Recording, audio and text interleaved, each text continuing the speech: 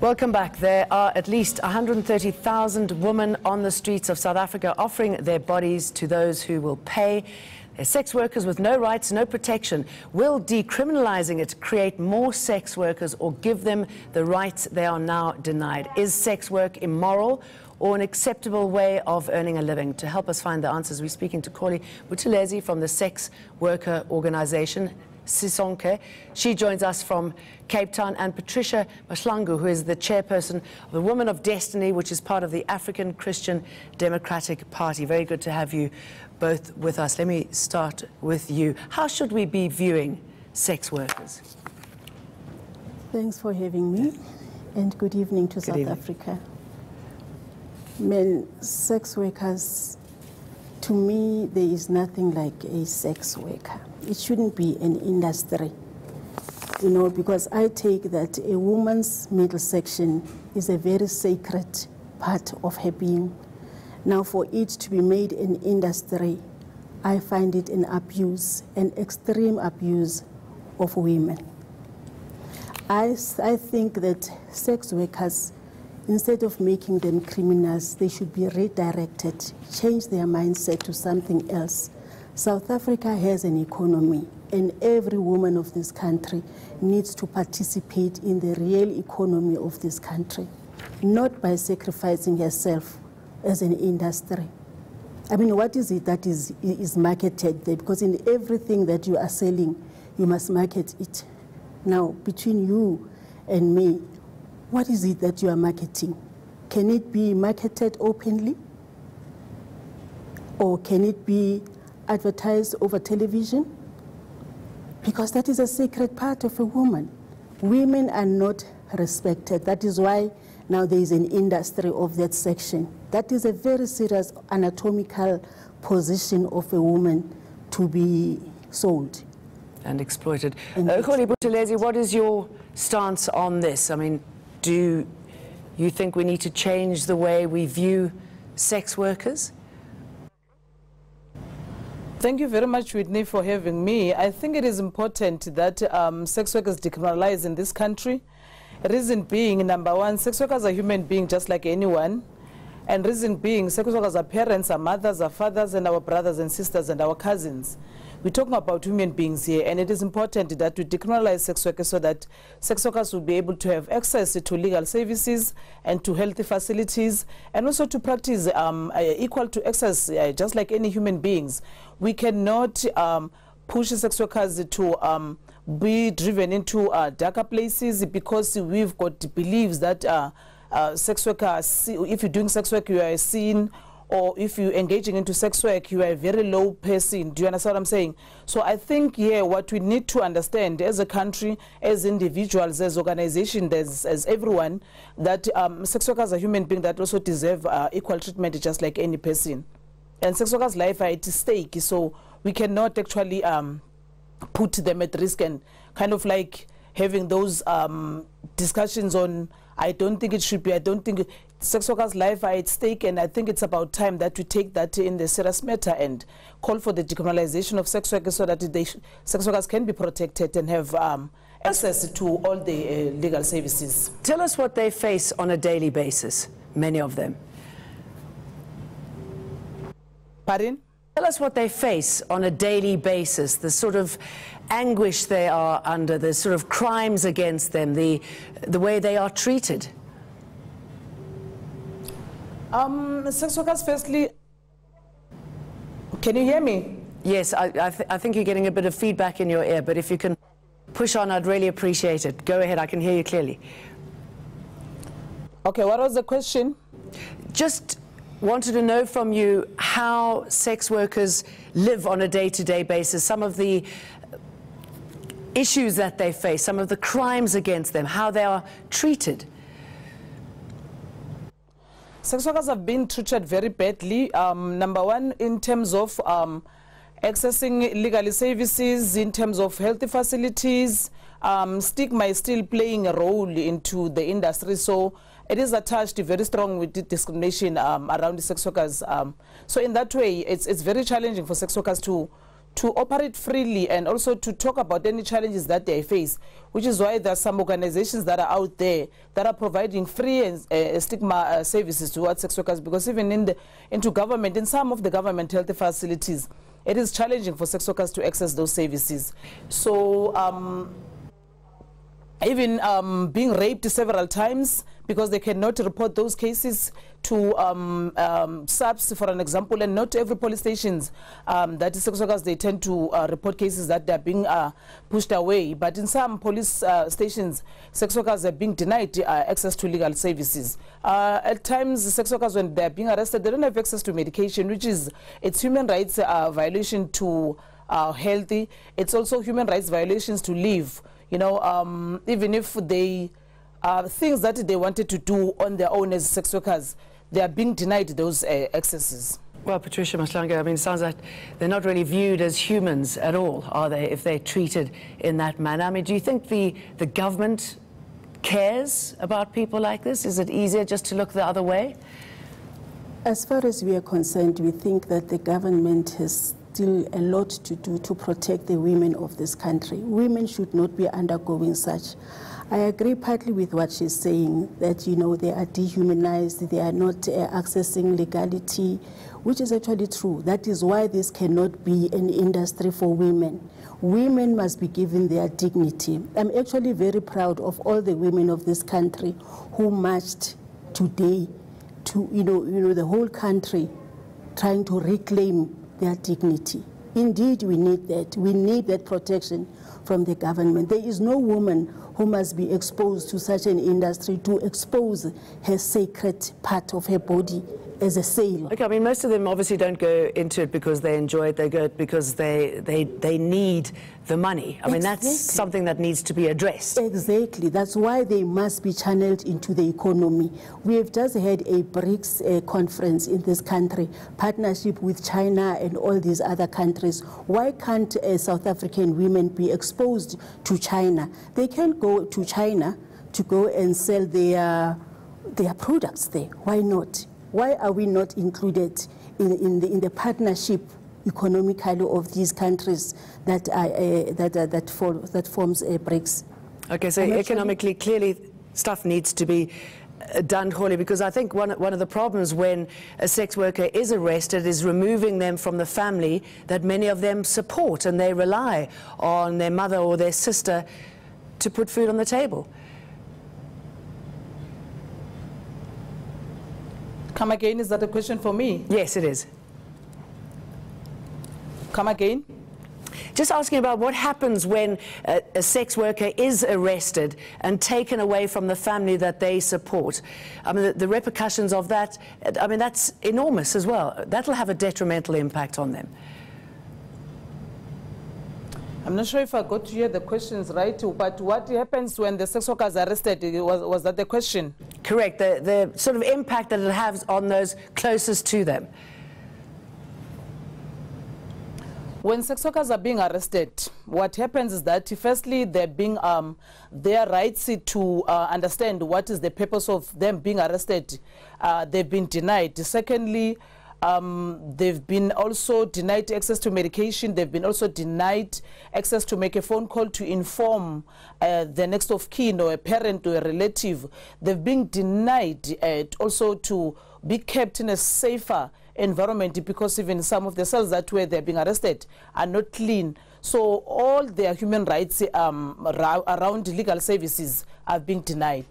Okay. So that is also a challenge, which is okay. That is a huge challenge, which is why the movement was formed, because we as a movement, we are the largest and the leading organization in this country that promotes and protects the legal health of sex workers in this country.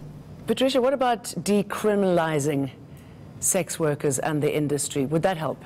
I think that's going to... Because this is under discussion at the moment. Excuse me, interjecting there.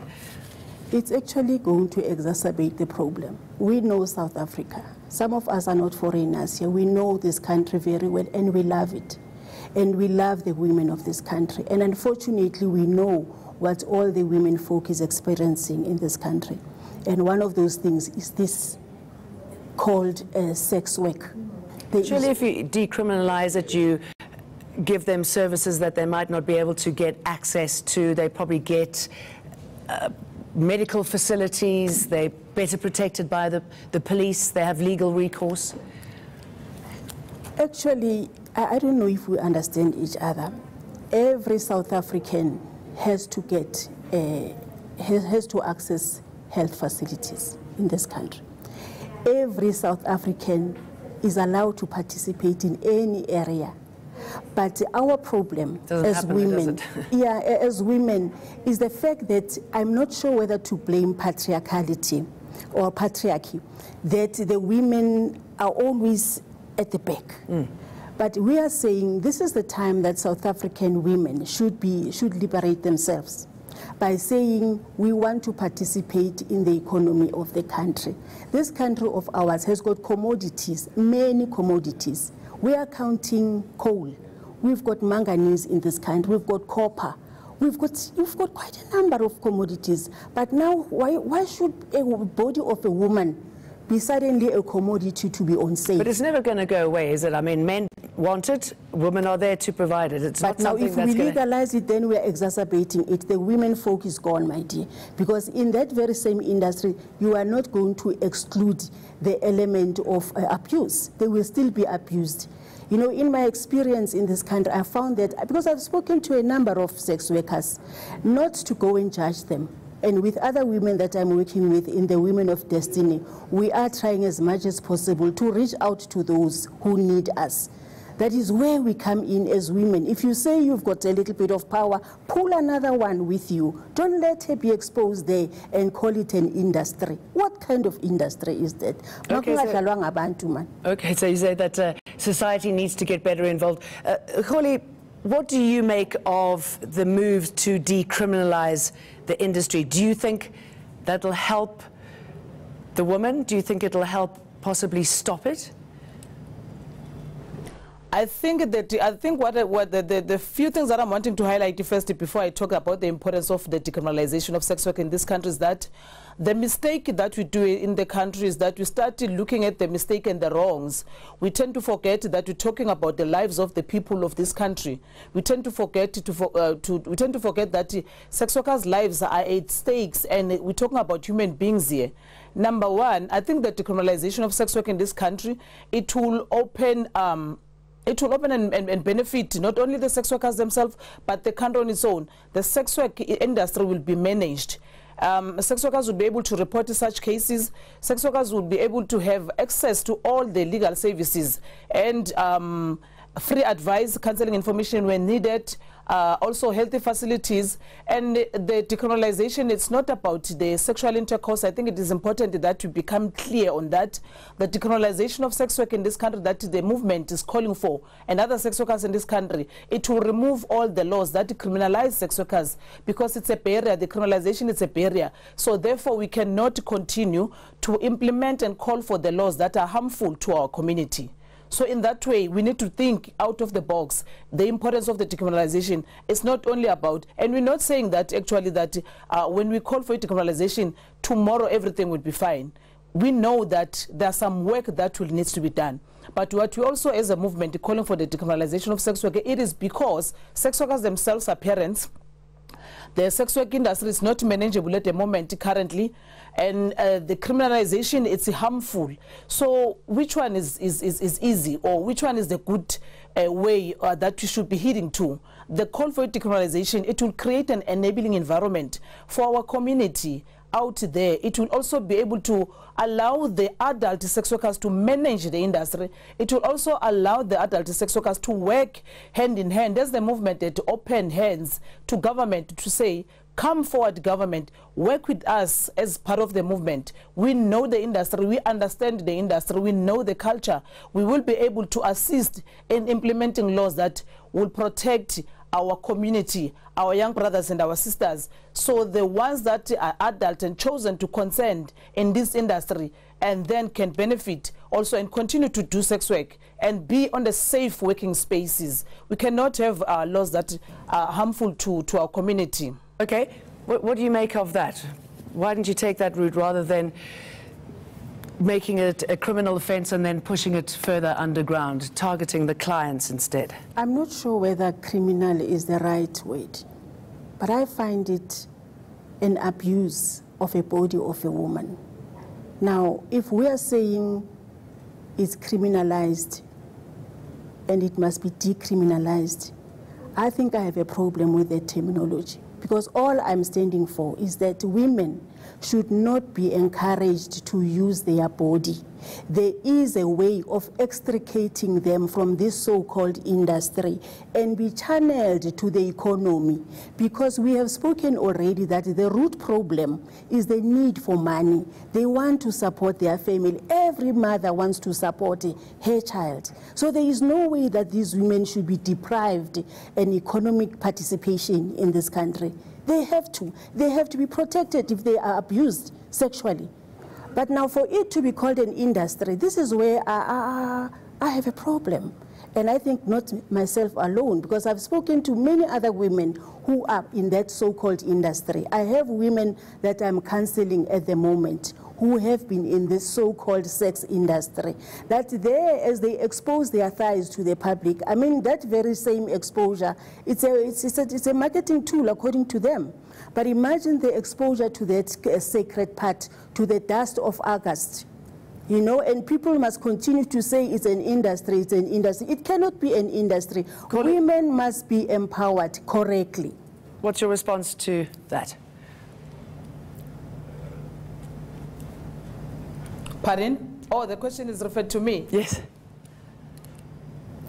Hello? Yeah, I was just wondering what your response was to that, and possibly if you see a light at the end of the tunnel here. I mean, is there any positive news for these ladies? I think what is important here is that it is important that we involved sex workers that are in the industry themselves, so that they can be able to decide. Because the challenge that we face in this country is that people will criticize sex work, and therefore, even myself, if I were to criticize someone who's working underground at the mine, that anything can happen, so why would you work in such an environment?